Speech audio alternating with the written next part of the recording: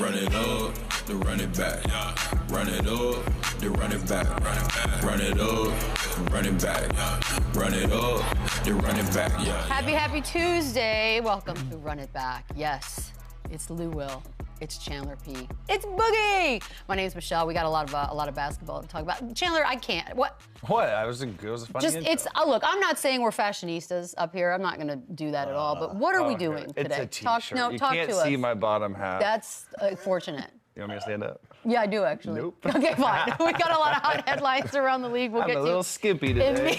Immediately. It's hot in here. The Suns. It has not been the best of times for the Suns.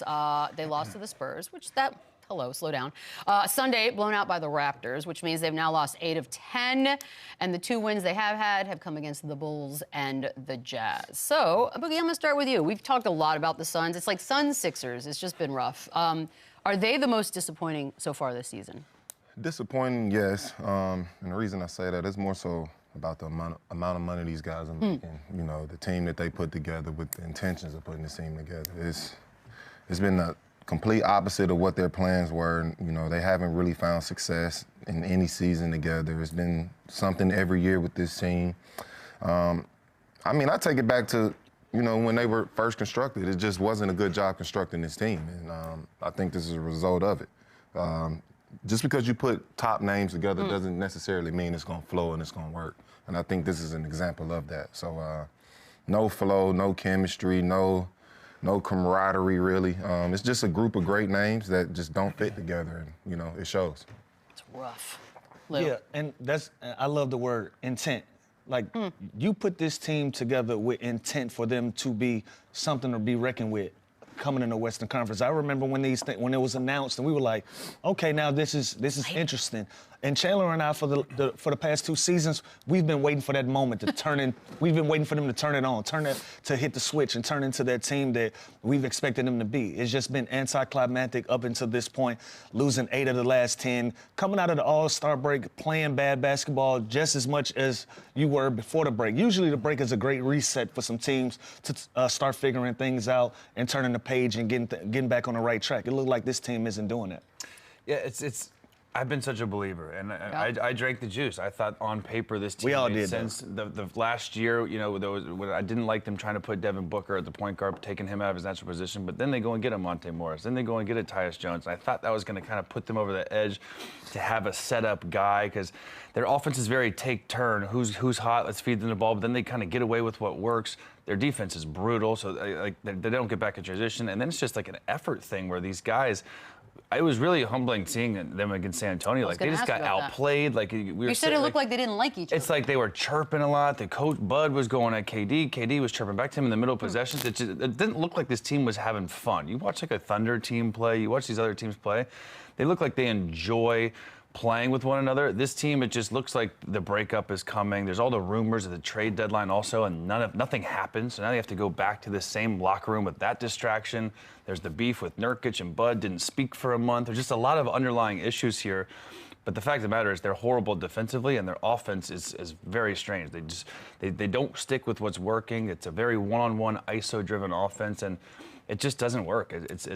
I can't imagine they run it back one more year. Well, so here's the thing, right? We obviously trade deadline, it's a professional thing. Everybody sort of gets what comes with the deal. However, maybe subconsciously, does that play a little bit into sort of their chemistry now? Because so much was made, Beal's gonna be out, maybe we shop KD, and then nothing happens. Does it just make it awkward now? I mean, that's an excuse, but it was bad before this. Fair enough. Yeah, so, I mean, yeah, I don't think that helped the situation. I definitely don't think it bettered the situation, but, I mean, it was bad before then. It's bad now, and I think it'll continue to be bad. It just doesn't work. This isn't a formula that's working.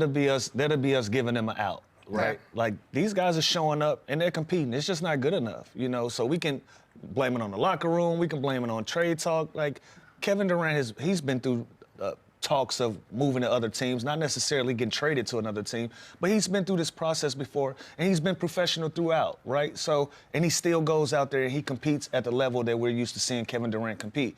Collectively, as a group, this team just don't cut it. They just haven't, and again, they don't guard. And when you're in the Western Conference and you look at a lot of these teams, you got to be able to sit down and guard somebody, hold a team to 110 to 115, and give yourself an opportunity to win games. this team is giving up upwards of 125s and 130s. It's just a hard way to win for a team to compete like that. All right, all 3 guys are under contract next year, Chandler. What is this going to look like? They all back? Who gets moved? I think 2 of the 3 are gone. I think this is Devin Booker's team. I think it always has been and always will be. I think he'll be the last piece to get moved. I think that is when they go full-blown tank rebuild mode. If you can see him, going to a Houston or something like that, where you can get back a bunch of assets for someone like him. But it's going to be KD and Beal first. I think Beal's obviously the harder one to trade with the no-trade clause, with the salary he's making and the way he's playing this year. It hasn't helped his case, but Kevin Durant is the obvious one. I think people will make big pitches to kind of acquire him this summer. But when you draft a guy, and you guys have been there for years, like Devin Booker, I think it's his team. He's the face of the franchise. People come and go all the time, but I think it's Book's team, and I think he's the one that they end up inevitably building around. Would he want to move? Like, do you think somewhere in his Listen, mind? you never know. You see Dame Lillard, I never thought he would be in a different jersey. I thought a lot of these guys would never be in a different jersey, and then, push comes to shove, and you want to maximize your window. Devin Booker, obviously, he's still in his prime. He's still going to continue to get better for years to come, but yeah, he doesn't want to be a part of a rebuild, I guarantee you that. All right, Boogie, that's 2 of 3 moving. You agree? I agree that it's 2 moving, but I actually feel Brad would be one of those guys. Not Brad, but Devin would be one of those guys that's on the move as well. And the reason I say that is, well, one, he's already become the franchise leader in scoring. So obviously I feel like that's an important, accolade for any player that's been with a franchise. So I think his time there is proven, but I'm thinking about it from a business standpoint and an ownership standpoint. I don't see why they would keep anybody. Fair. If we go into a rebuild, let's go into a full rebuild. You get plenty of assets back for a guy like Devin Booker. And obviously, KD would be on the move. You can get assets for him as well. I think the hardest guy to trade out of that scenario is Brad Beal. He makes so much money. He's at a point in his career where he's frowned upon or he's not at the level that he was once at. So with the trade clause as well, I just think he's the toughest guy to move out of that group. So I actually see KD and Book on the move. When you look at what they've paid in sort of tax, luxury, all that stuff, it makes it even harder to sort of fathom that this is the situation that they find themselves in. Also, how quickly it happens. When they put this team together, new ownership, we were like, they're a top team in the West. Yeah, we were like, this guy's gonna come in. This is it. And then they add the point guard. This is a fall from grace. It really has not worked out. And then I started the show. You got to be up there to fall. That's true. They never even got there. They never even got there to fall. They just stumbled to the side. The Sixers are the other team that we've sort of spoken of almost the exact same way all season long. This game last night was gross. They end up losing by 32 to the Bulls. They were down by like 50 at one point. That is weird math. Paul George, after this one, talked a little bit about this whole last stretch and possibly making a play-in. Here he is. Regardless of who's playing, who's not playing, to have admirations or for this group to believe that we can be not even, to get to the playoffs, but make a push towards it. I mean, we've shown no sign of a team that will compete. And, we just don't have, the habits of a champion or a playoff contending team would have. So, to be honest, right now, it's a little far-fetched. I mean, who's mad at that, Luke? Real, though. Nobody. That's real. That's real. You know what? That's accepting responsibility and taking accountability for where you are as a group and individually. This is another team we had high hopes for, especially when they added Paul George. Like, we liked this team a lot when it was just Embiid and Maxey. And then we like, well, what's the next step for this team? Where can they go from here? You add Paul George, we like, okay, things can be interesting in the Eastern Conference. And this team has fell flat on its face from day one, from the scandal with Joel saying he won't play back-to-backs. That put a target on this team from day one, and they've just underachieved, haven't played to the level like Paul George just said. Nobody has taken pride in what they are doing and trying to go out there and put themselves even in a position to make a play-in. Like, if you can't go out there and put the effort in to go make a play-in, then now I'm on board with you guys. Shut everybody down. Let's see what we can get for it, because this not gonna cut. Welcome, Lou. It's crazy because they're 20-37. Like, the Brooklyn Nets, who I probably can't name 5 players on their team, have a better record than them. Like, it doesn't make sense. I know injuries are a lot to deal with, but they still have enough to compete. They still have enough to have some sort of pride to go out there and make games competitive. This was nuts. They were down 40. They were down down. They're 50. They were getting down 50 points on their home court to the Chicago Bulls that don't even necessarily want to win the games right now. Like, this is pretty bad, man. Like, I don't know if this isn't rock bottom. I don't know what is. If this isn't a sign that they need to just shut everybody down and prep for next year. Look no further than last night's film, because this is brutal and it's not getting better. And who cares? You make a push and make the 10 seed, and what, you lose to the Hawks like in the first round of the play-in? That's a success all of a sudden? No, get the highest pick possible. And you've wasted more time. The only positive is you get Jared McCain back next year. He was one of your bright spots this year. Possibly could have won the Rookie of the Year if he'd remained healthy. You got some bright spots here, but this thing's going to come down to pride. Who wants to be in Philadelphia and who wants to compete at a high level and give them a chance to win games? But there's no movement, right? Like, Paul George is there for a while. They're there. Embiid's going to be there for a while. Like, this is it. Well, since LUKA, we can never say this is it anymore. We're never sure. You know, if you're not, I don't even know who can't get traded at this point. You know, so teams are. Yeah, everyone's on notice. I don't think it's everyone's on notice from top to bottom, and I hate to say that because I got great relationships over there in that organization. But you know, business is business. You got to look at everybody when you have this type of season. You got to check everything and see if cross your eyes and cross your T's and dot your I's and make sure you do your due diligence to give yourself an opportunity to be successful. I don't think this is a year where they should think about blowing it up. Like, I just think it was a bad year. Just shut it down. Yeah. Okay. If this isn't a clear sign to shut it down, this is one of the voices in your locker room. This is one of your franchise guys, one of your cornerstones. And he's being brutally honest after a blowout game against a very bad team. Yeah. So for management, this is a clear sign to shut down your stars. But not a tank, just to shut it down and get ready for next year. You have to be bottom you can six. label it whatever you want. I mean, if you shut it down, But just for this 30 games. It's time to shut it down. Yeah. Get your stars healthy. Get everybody right for next season. Get a head start for next season, and let's start planning for it. And by the way, this team healthy going into next season, I got them top 4. This is a team that should be really, really good. By the way, because also, what if they did accidentally mess around and win a couple more games and then they lose that pick? Now you've pissed off the fans. You cannot do that. Even more. That's fireable offense. Yeah, so I feel like you have the backing of the fans at this point to just shut it down. Shut it down. Call it DOA. Give refunds on the tickets like Dallas did. Shut it down. Pass out some free fries. Yeah. That was only up to like cheese $2 grand, steak, by the way. It was only, that's not like the whole full. There was a game last night that was insanity. So we're gonna get to it right now. It's T-Wolves, it's Thunder. This was a historic comeback. Took overtime to do it. No worries though. T-Wolves beat the Thunder. Chet didn't play. It's back-to-back. Julius Randle and Gobert did not play for the T-Wolves. Ant had an interesting night. We'll get to that. SGA finished with 39, 10, and 8. But they go 16-0 over the last 3 minutes and 41 seconds. And Ant is on the bench during all of that. That's what sends it into overtime. He didn't start overtime, but he did come in with about 2 minutes left, and he did have the game-winning block. Lou, this was, I mean, the thread was working last night because people were just like, man, if this doesn't work, what happens? Ant's going to be angry. Luckily, it did. So talk to me about the move to put Ant on the bench. Yeah, just had to add context to what was going on. Sometimes we see our star players and they're on the bench, and in crunch time, you're trying to figure out why. Sometimes they just don't have it. Ant wasn't having his best night during that game, but your bench was. Your role players were, your young guys. They came in, they gave you energy. They were playing with house money, ended up cutting into the lead. And then once you go into the fourth quarter and you realize, you know what, we might have something here. Just let these guys rock out. We'll try it again with our stars on another night.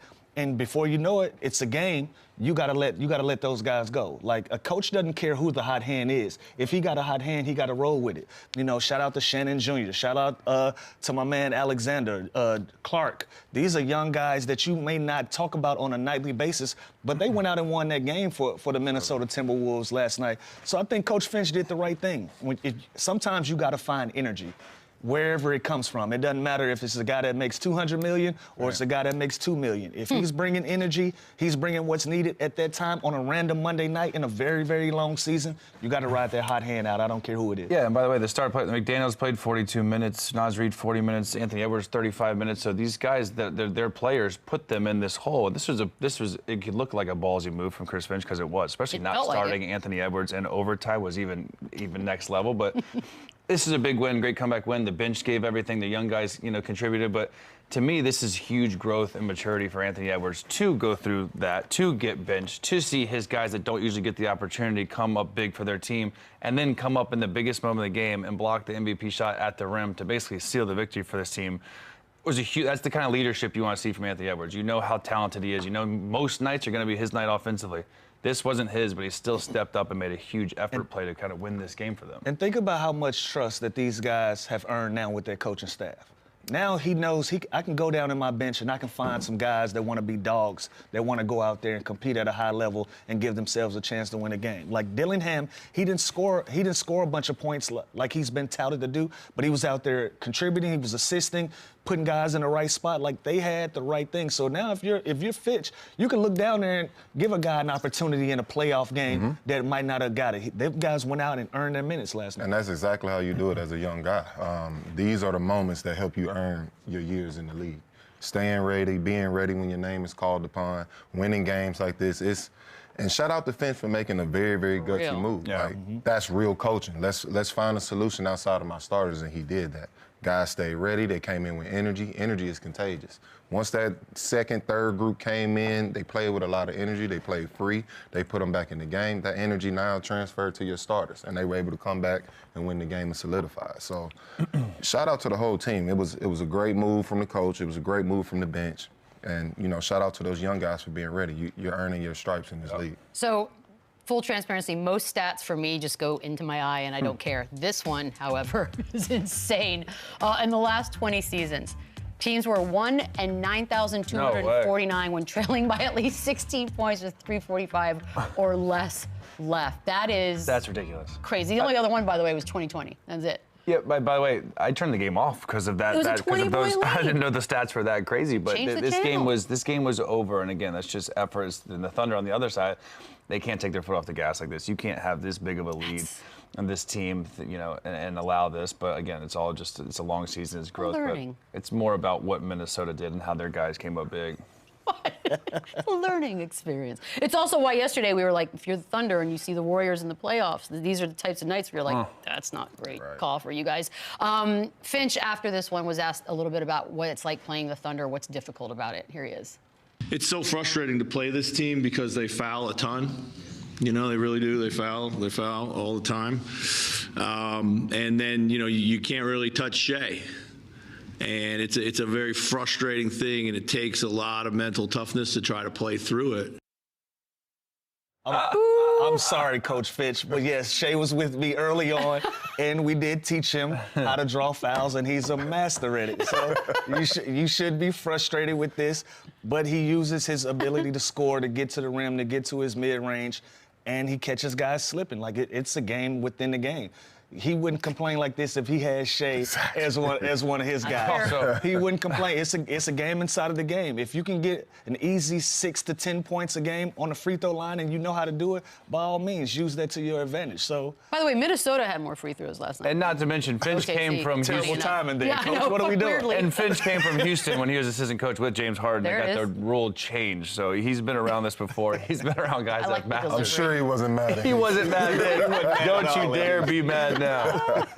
Do we not love the delivery, though? It's just very sort of. I mean, it's incredible. Is that a fine? Like, is that definitely a fine? Like, how big a fine? I don't know if it's a fine. I mean, yeah, because at the end of the day, yeah, he's talking about the referees in a negative way. It's going to be a little slap on the wrist, but I think his demeanor and the way he said it is going to help him. I think it's going to help him not be too bad of a fine. His demeanor's good. It's very it's very matter of fact. He didn't curse. He didn't, you know, I mean, it wasn't like aggressive, but he got his point across. I can appreciate a good delivery. Yeah, it's all about it. It's all about that, actually. It's called nice nasty. It's really good. There's another fun fact in this one. A lot of fun facts today.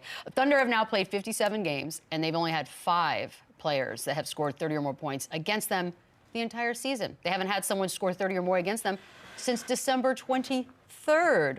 That's an interesting stat right there, CP. What does that mean for when we move forward? You know what it means? It means as good as SGA is, as good as Jalen Williams is, as good as Chet is, you have to give the flowers to guys like Lou Dort, Cason Wallace, Alex Caruso, these guys that don't get talked about as much, but are the reason this is the #1 defense in the NBA, and it's because of these guys. And yeah, SGA, he plays D. Jalen Williams, he'll lock in, he'll play defense. So it's contagious when everyone on that end of the floor is locking in and playing as hard as they can because they know there's a pecking order on offense. They know we're going 1, 2, 3, we're going down the order. But defensively, like Lou Dort, he's so valuable for these guys. He can guard 1 through 5. He's strong. He's got great feet. He can allow them to switch everything. So him, Casey Wallace-Caruso, those guys are so valuable, and they're such great pickups for this team. It's already so good offensively. With Wemby now being out, does Lou Dort slide into that? The problem is he's a guard. He has said Marcus Smart won one. Yeah, but I feel like they factor in like block shots and rebounds so much. Like I think Jaren Jackson or Mobley, someone like that, has a better chance of getting it. They're the number one average defense, I agree, and I think Memphis is 6 and Cleveland 7. So when you reward the best defender on the best team, I mean that's how it goes sometimes. We always talked about this earlier. We don't know what they're voting for. What Yeah. MVP, All-Star, defender. What are we voting for? Are we voting individual stats? His one-on-one stats has got to be unbelievable. Well, he's also said Lou Dort's like on the record as saying I should get more respect. He should. I agree. Thing. I agree with him. He should. Absolutely. But, so I know we're going to get to it 2 questions from now, but we're going to change that up right now since you brought it up anyway. Should there be 2 separate Defensive Players of the Year awards, backcourt, frontcourt, or no? This is it. Can't. I'm gonna stay out of the defensive conversation. Y'all had it. I need to stay out too. That really wasn't my cup of tea either. Oh, then great. But I'll sit in my tower. No, it's because I think they value block shots. When you see a guy average 2 blocks a game and a steal and a half, that means more, I guess, than their one-on-one percentage or their field goal percentage against Lou Dort. But I think you have to look at team defense and team success. When Rudy Gobert won those defensive players of the years, is because the Jazz, because the Timberwolves were the best defense in the NBA, right? Bad example. Thunder are the best defense in the NBA, probably because of Lou Dort, largely to do with him. Shouldn't that matter in voting? That was a bad example, but Why was that a bad example? just the guy you named, but Oh, Gobert? yeah, I'm still baffled by those, but Save it. 4 of them. Save it. 4 of them. 4 of them. 4 of them. 1, 2, 3, 4. Generational defender. Hall of Famer, first ballot, 4-time Defensive Player of the Year. Hey, we're going to a commercial break. No, we're not. No, we're here for a few more. No, but here, let me ask you this. There's a nickname for Lou Dort now I guess it's gaining steam with the kids. Star Killer. Do we like it? I do. Okay. You like this? It's an original. It definitely is. It's an original. In a game where everybody has a nickname and they usually are recycled and they're not original, this is cool. Star Killer, however, that put a lot of pressure on you got a to target be a on it, legit sure. star killer now. You can't be a star minimizer. Wow. Container. You can't be a star Kobe container. Stopper, remember the Ruben Patterson after that? So when you say you're a star killer, them some heavy boots to carry right there, my dog. I do like Star it. Killer, I like the it, Great though. Barrier I love Thief. We got some That one's names. funny, I Yeah. think. I think that one's like a fun one. It's a lot, but it's fun. Another game last night, Denver, Indiana. Jokic, career high 19 assists. Yes, Denver wins this one, 125-116. He finished with 18, 19, 9, and 4 steals.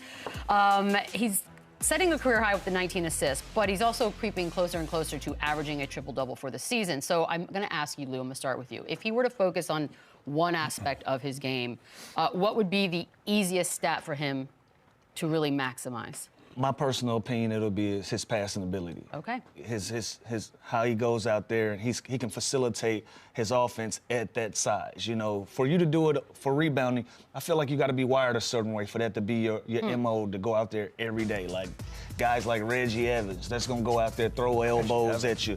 You know, a Chris Webber or Elton Brand, those guys like would literally run you over and knock your tooth out as a teammate to go get rebounds. Jokic is a guy, he's gonna bring the ball up the floor. He's gonna initiate the offense. He plays a lot on the perimeter.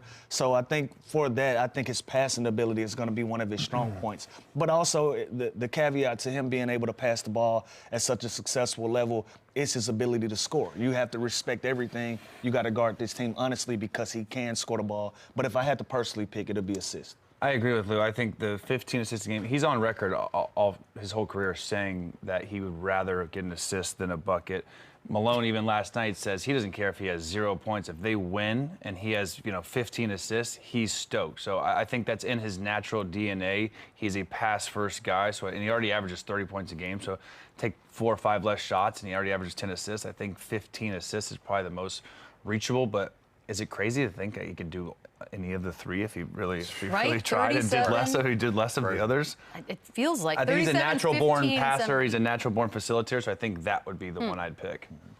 For me, I'm gonna go against the grain. I'm gonna say rebounding, and the reason I say rebounding, he's already a great rebounder. He's averaging close to 13 now. I feel like if he just locked in, focused in on rebounding, easily could average 17, 18 rebounds a game. And the reason I don't go with assists, I think his scoring is part of the reason he's able to pass the ball the way he is. He's such a threat scoring. So just for him to focus on passing, I think that's easier to kind of key on compared to a guy that can pass and score. So I think they kind of coexist together and they counter off of each other. So that's the reason I don't. He's so elite. I saw he had 26 triple doubles, and he's had 6 or 7 games where he's missed by 1 assist or rebound. So the dude every night is doing everything. Right. Like that's insane. And he usually misses it by what now? He said 26 triple doubles, and 6 or 7 games he's missed the triple double by like 1 rebound or 1 assist. Yeah. Like guys, he's always doing everything. Rebound and assist. No, it's not the final. Look, if you just started paying attention, JOKIC was very famously at this point drafted in the middle of a Taco Bell commercial for all of us that were watching, and he recently said something about this. Here he is. 41st pick in the 2014 NBA Draft, the Denver Nuggets select NIKOLA JOKIC from Sombor, Serbia. I think I never had a Taco Bell, but it was because of that. By the way, you're missing out. Like, have a few cocktails and go there at 2 a.m. It's fantastic. Wait, how is Taco Bell Crunchwrap not Supreme. signed him? By the way, you're not missing out. You're not You don't like missing out, Taco bro. Bell? I mean, it's At this age?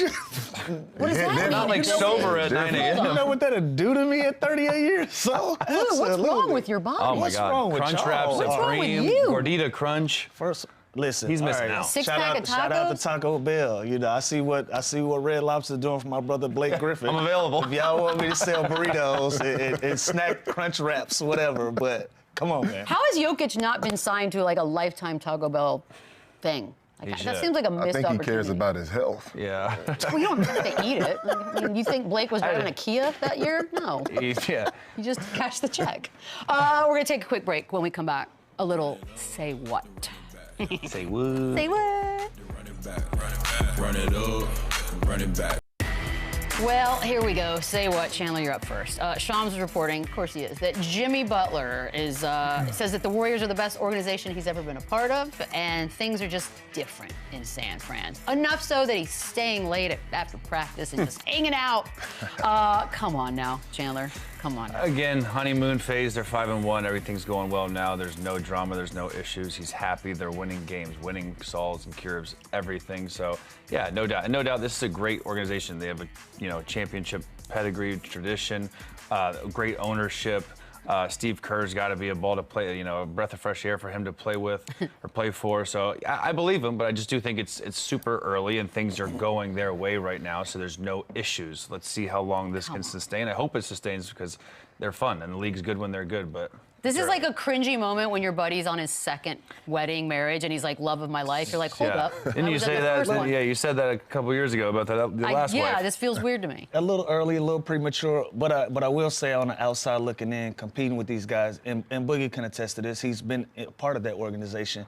From the outside looking in, it looks like a quality organization and everything is ran in an A1 manner, down to how, they treat opposing teams since they've moved into the new arena. And so I can only imagine what that experience is for a guy that plays for that organization. So it's early in the game for Jimmy to be saying these things, but it probably can be a breath of fresh air for him. He's been through a lot through his career, a lot of controversy, a lot of adversity from Minnesota, from Chicago to Philly to Miami. This might finally be the one that he loves for real. And you feel me, Beadle? Like, No, I mean, there's a common denominator with the stories that you're telling. He's been through some bad breakups. Now he's happy now. Huh? He might have finally found that one. He found that one that fits. So you know what?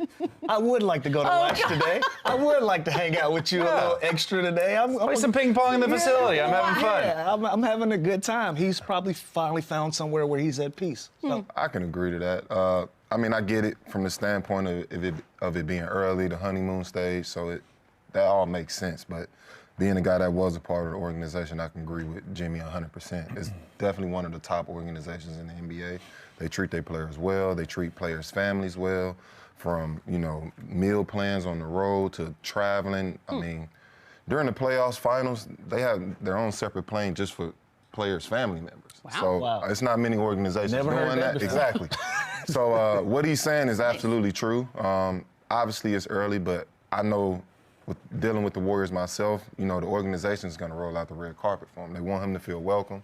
They want him to feel like he's a part of the family. And, you know, I think Jimmy's also putting his best foot forward. So I think it's coming from both sides, and it makes sense. You want it that way. You want to make this relationship work. Heck yeah. You want your investment to work, and, you know, giving the extension to Jimmy at this point in his career. So it makes sense. Everybody's playing their part to make this work, and as of right now, it's working. So I'm okay with it. I got a good one for you coming up, because we didn't really get into this after the All-Star break, but Anthony Edwards was asked if he considers himself the potential next face of the league. His answer was, not really. That's what they got Wemby for. Boogie, what'd you make of that answer? I feel you, bro. I feel you. It's a lot of responsibility. It's a lot of... You're living your life we already live our life in the fishbowl as professional athletes. Our life is an open book, but once you become the face of the league, it's an even bigger fish tank. And, you know, everybody's not built for that. And I actually, you know, respect him for, you know, knowing himself, being comfortable in his skin, and knowing, like, that's not something I really want to do. You know, him coming from where he comes from, you know, Atlanta and things like that, it's not necessarily a great thing to always have that camera on. You know, sometimes you like to clock out of work and let your hair down and be yourself. So, you know, being the face of the league, that's not always the easiest thing to do. So. I hate it. I absolutely hate it. The answer, or I hate it. I hate the answer. I hate the position. But I'm coming from a different place. This is my little brother. He from our city. Like, we champion him. You know, he's our guy. You know, the whole city of Atlanta, the state of Georgia as a whole, we look at Ant as our guy. We want him to wear that hat proudly. Now, the bright lights is not for everybody. The constant attention, people being in your business, in your personal life, that's not for everybody. But this is legacy. This is legacy. Listen, you're not gonna always be as popping as you are now. You're gonna wanna look back and you wanna tell your kids, hey, I was, at one point, I was the guy. I was the man. So this is a legacy piece for you, you know, because this thing changes day in and day out, who they wanna give that responsibility to.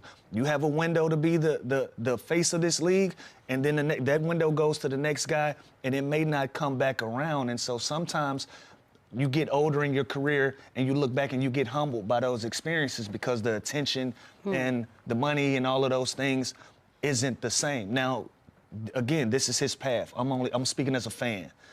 I want him to champion this thing because it's not always gonna be there for you. So when you look back and you look at your legacy, you wanna be able to tell your son, hey, at one point, Pops was the guy. I was the absolute guy. It was nobody above me. I want him to wear that hat proudly. And by the way, he can wear that hat proudly being himself. He doesn't have to change anything.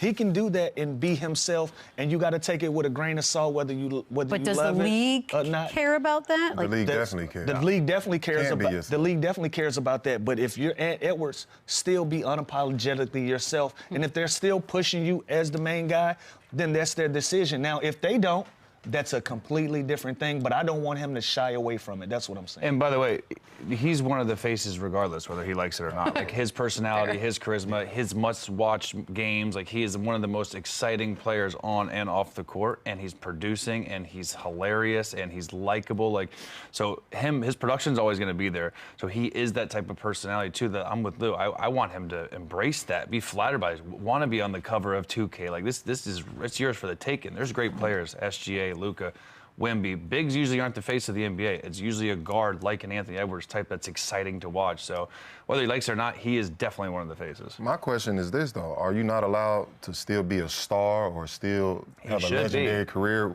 without being the face of the league? Is there one Yeah, and he will be. By the way, he Absolutely. will be regardless. Yeah, Like, So can we say that might be his approach with his comments? I feel like that's his approach. Like, I don't mind being a star. I don't mind, you know, being popping at this moment. Well, Boogie, whatever, he even whatever. said, like, I don't want to be the guy, but I want to go, I want to hoop, I want to kill dudes and go home. Absolutely. Like, I can understand that perspective. Like, I don't want the camera in my face. I don't want the responsibility of LeBron James having to answer on behalf of the NBA and things of that nature. I just want to go hoop and go home and clock out. He did just do a movie, though, Hustle, so he's doing things, he's doing the national ads. He's great in the movie. But that's what I'm saying. You can still be a star without being the face. I think the more he does of that type of stuff, the more he's going to become the face even more, right? Like he's an unbelievable actor. Like the guy can do. He was great in that movie. Like he is born to be the face of the end. Like he is that personality to me, at least. My thing is, I just don't want him to take this thing for granted. Sometimes when it's going, yeah, I don't think that's the case either. But I'm just speaking as a fan, as a big brother, as a son of the city. We want our guy to be the guy. Absolutely. You know what I'm saying? So for whatever reasons his personal preferences are for this, I respect it 100%. Only thing I'm saying is, bro, don't cut yourself short. Don't sell yourself short. You are one of the faces of the league, whether you like it or not. Yeah. So might as well embrace it, champion it, and this is a legacy piece. Add this to your legacy. But I also feel him. As much as we like to bump people up, and they love to tear him down, so maybe he just doesn't even want to be a part of any of that. A lot of responsibility comes with being the face. But is there one face? Like, I feel like this is some weird made-up title that doesn't actually exist. And it's never actually been one face. One face. Like, yeah. No, it's right fluid. There's KD, there's LeBron, there's Steph. There's always multiple, faces. And he's always going to be in the conversation in the next foreseeable future. Yeah. Anthony Edwards is going to be in that talk. Always. CADE Cunningham asked if he could change one rule. What would it be? His response: if you challenge a call, the ref that made the call can't be there to review that call. All right, Chandler, you're laughing. What do you think? I mean, it's funny, but it's not like that ref that made the call has the say, right? They send it to the tower, they send it to headquarters, so there's people that can override the guy. I do think it's funny that guy can maybe be pushing his opinion more to to prove right, but I get it, but it doesn't really make sense, because the tower, the guys in the Secaucus or whatever they send it, they're going to make the decision ultimately. So I understand where he's coming from. You don't want that guy that's going to be proved wrong there, but he's got no say. Okay. So I agree. I mean, it's kind of pointless. It's funny. Well, there's more ref talk because clearly everybody's thinking about it at all times. Because Steph also said the one thing he would change.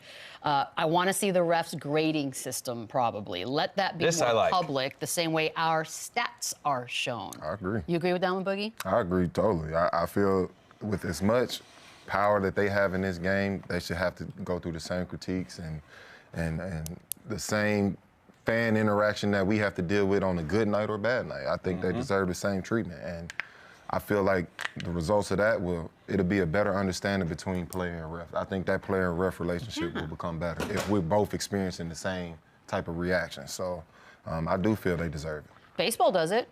What's the problem? Well, think about this. So Draymond Green he's got a rep, right, of getting texts or having. Why doesn't Tony Brothers have a rep for giving the most? Why doesn't the fans and the media know that as much as they know about the players? Because my position stays the same. Once you create that environment, once you start critiquing somebody and grading, you have to give them an opportunity to defend themselves. Once you give referees an opportunity to defend themselves, you're starting to create personalities in the referee world. They already are. Right. So don't give them a microphone. I didn't say give them a microphone. You know what I'm saying? I just want them to be held accountable. Absolutely. But again, if you grading a guy, what's the next natural thing you got to do? So what did you think about your grade? Or do they get suspended if they get so many wrong calls? Now you giving them they a get microphone. demoted, so I think. Now you you taking somebody like a Tony Brothers from here to there because he knows after the game, I got to talk to media. But I'm okay with that as well because if they are good ref, if they are doing the right things, they deserve that. Yeah. I'm okay with that. It's the guys that ruin the game and then they go and hide behind somebody's hand and it's all good. All I'm saying is if players are held to a certain standard, I feel like, and we hold this much power, I feel like a referee should. They kind of have more control than the players too, so they should be judged. Yeah. In a way, they do. That's the part I agree.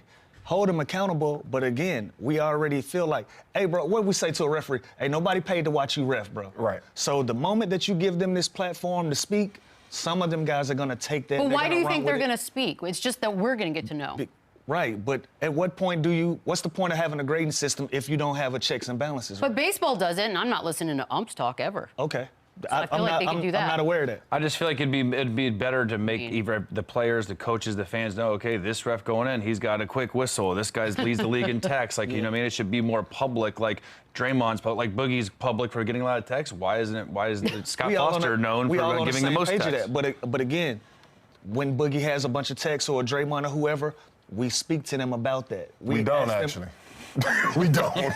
We don't.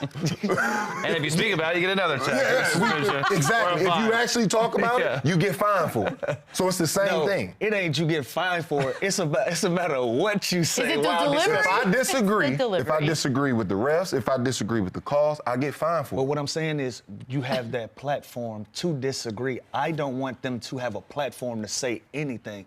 And I feel like if you do that, you have to create an atmosphere where you're asking them. So I don't even want that. Are they nasty? Are they terrible sometimes? Absolutely. But giving them a face or a name, I don't think that helps. Whose record would you want to see most, ref? I mean, you guys are done playing, so we can say Scott Foster and Tony Brothers. Everybody?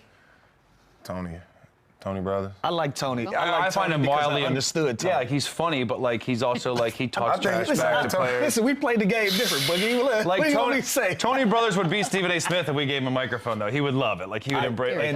And that's my issue because he still got to go out there and referee. So now instead of just the star players, of course, you got star referees too. Yeah, and that's not even. They're walking in the tunnel. They're walking in the tunnel with headphones on. Yeah, well, they got a check mark on the ground. They start selling their jerseys. They sell their shirts. Ridiculous with this. They selling whistles. They auction off their whistles. Custom whistles. Auction off their whistles. They start wearing big chains on the inside, walking in. Iced out They whistles. would be feeling themselves. Straight. No, thank you. Wow. No, thank you. The whistle thing. We're going to take a quick break. We will have some more on it back when we return. Why do we think that they're would gonna... be running back. The final stretch, officially official. We're going to go through some of the teams in the playoff hunt. It's the in or out game. Is it a game? I don't know if there are any winners here, but the Western Conference, you're up, and it's, of course, the Phoenix Suns, who right now, 27-30. That's where they are, the 11 seed. Odds to make the playoffs. That, of course, is the top 8, so don't forget that. We're going to start with, I want to make sure I get the right odds. There we go.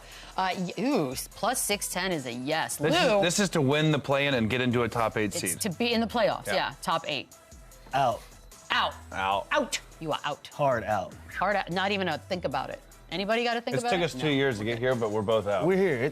Thank you, Chandler. Yeah, it took me 2 years. So me too. Any Phoenix Suns fans upset about the hard out? I've been on this boat for 2 years. I hadn't gotten a return on my investment. I'm out. You think there are Phoenix Suns left that are like, well, we still got a chance? Well, I do, because when you see Kevin Durant come out there and you see Devin Booker and you see these guys, but the Kings got better, the Warriors got better, the Mavs are solid, the Timberwolves are starting to play well. It's like the teams above them are better, too. Right. So it's not even how bad they're playing and how bad they are. The teams ahead of them also got better at the deadline. So I think out. That was 3 outs real quick. Yeah, boom. Okay, boom. That was easy. Moving on. And let's go to the Sacramento Kings right now in the 10 spot. Those are the odds. They change very, very quickly. So odds are yes, plus 390, Boogie. In or out? I mean, who's ahead of them? Let me look at this. Dallas, Minnesota, Golden State are the 3 teams ahead of them. Only 2 of those 4 can get in. They're catchable, but Warriors are doing things.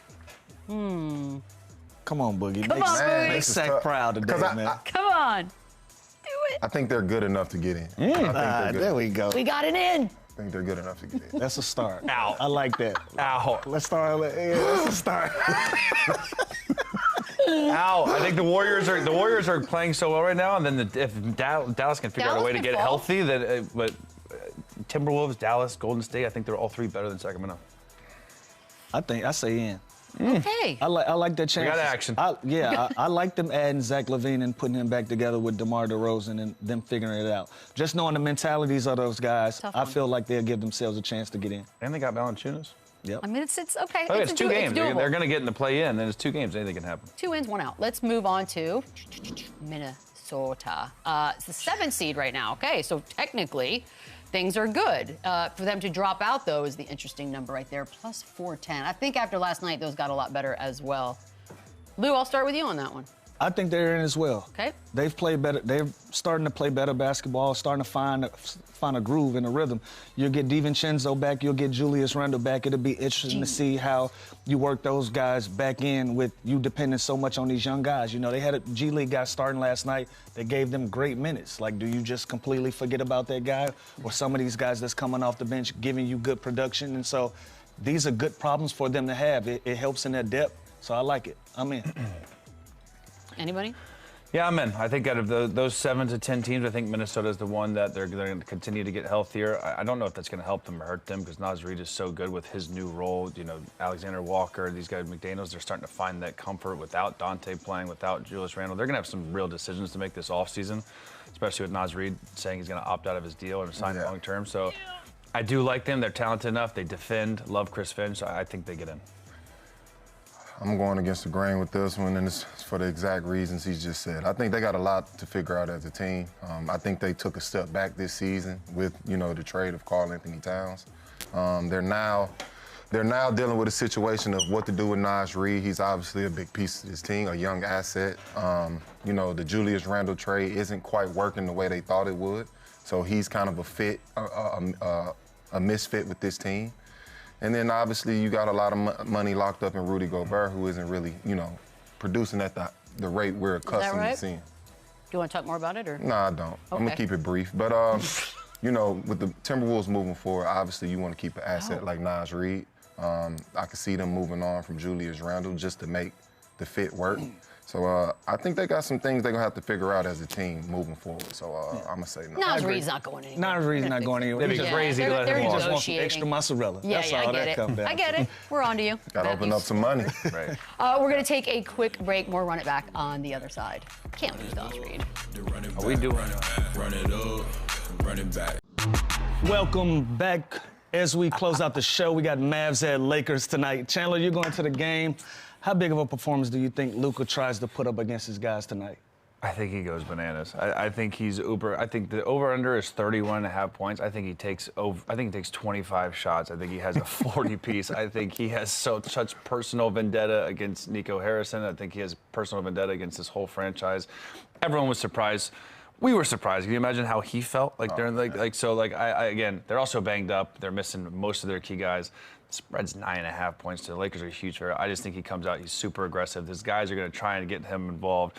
You know, LeBron's going to be spoon feeding him earlier too. So I'm taking the over, LUKA 31.5, and I'm taking the Lakers. What about you, Boogie? What you think? I'm going with the Lakers with this one as well. Obviously, Dallas is in full strength right now, so I think, you know, that plays a part in that. But as far as LUKA and his approach, I think he's coming in with, you know, revenge on his mind. I think this is going to be a very emotional game for him. If it was a 50-point shot, I think he would take 10 of them. I think he's coming for blood. I don't disagree with him. You know, this was an emotional time for him. It probably still is emotional. He probably still hasn't really fully processed, you know, what has happened. So it was a surprise to him. It was a surprise to the league. So I can only imagine the emotions going into this game. I think it's gonna be a big night. Rumor has it you sitting with Cuban tonight? That's right. I'm going with the ex-owner of the team. And you know what I'm missing? Maybe I'm petty. Does Nico go to the game? He's got to, right? I think he's damned if he do, damned if he don't. And does LUKA talk to him like pregame? Like I think they'll never have a conversation in life again. Yeah, I think that's it. No more. He's definitely blocked. Yeah, for sure. I've seen guys not speak to their former GMs for less. It's not happening. You know what? I'm gonna get there early. I'm gonna be there for the national. We need a prop bet. We need a prop bet on that. Yeah, I need to see whether or not LUKA Doncic and Nico Harrison speaks to each other. We'll see you guys tomorrow on Run It Back. Enjoy your day, guys. Boogie, Chandler, Lou Will, Beadle. We out. I am more excited to see. Run it up, run it back, run it up, run it back, run it up, and run it back.